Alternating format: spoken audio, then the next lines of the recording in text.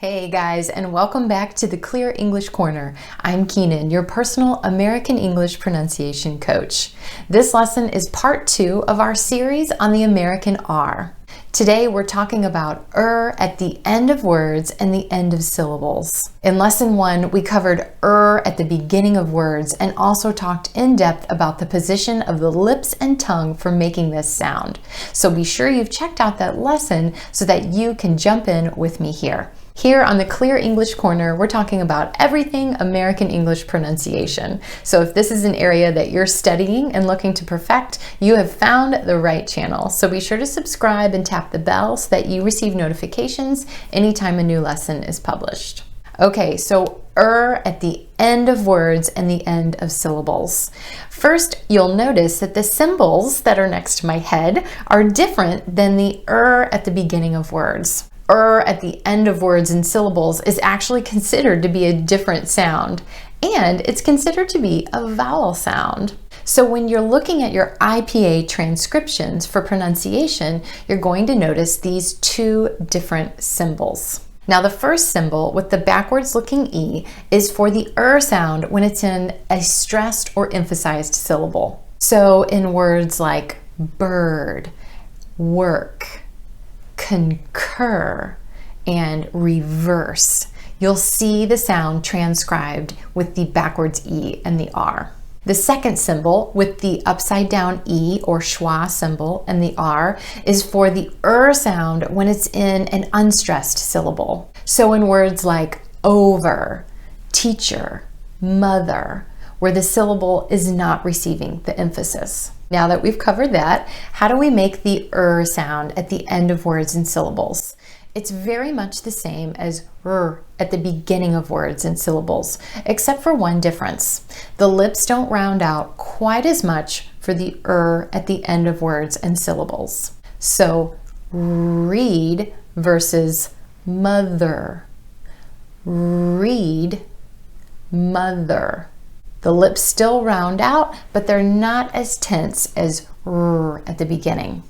One of the things that can be tricky about the sound for non-native speakers is the tendency to let this sound drop away or neutralize at the end of syllables and words. So for example, mother may sound more like mother. Bird may sound more like bird. In American English, we never drop out the R sound. We never neutralize this sound. It's one of the things that makes American English pronunciation very distinct from other varieties of English. So you always want to pronounce that R. Another thing that may happen is an additional vowel sound may sneak in right before your sound. So the word her may come out hair, sounding more like hair, or the word over may sound more like over. What's happening is the short sound is sneaking in before your So we want to pull that sound out. And the way to do this is to think of smushing the sounds together so that nothing sneaks in between. Here's what I mean. Let's take the word over as an example. For this word, we're going straight from the V sound to the sound. Ver. Here's the secret. My tongue is actually getting into position for the sound before I even make it. The sides of the tongue are already pressed against the back top molars as I'm pronouncing the V sound. Ver. This keeps my jaw from dropping and letting that sound sneak in there. So instead of over,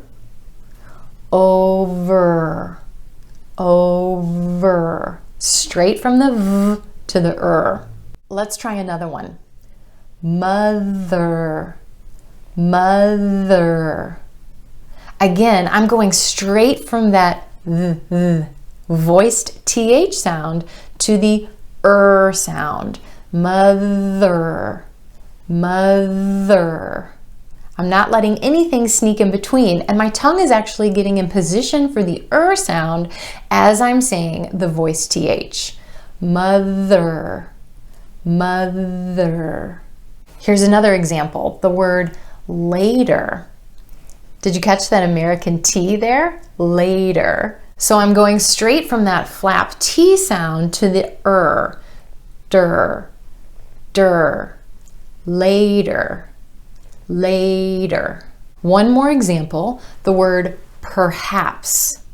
Perhaps. I'm going straight from that P sound at the beginning right into the not perhaps, per. The tongue's already at the sides of the top teeth, and I'm going straight from the P to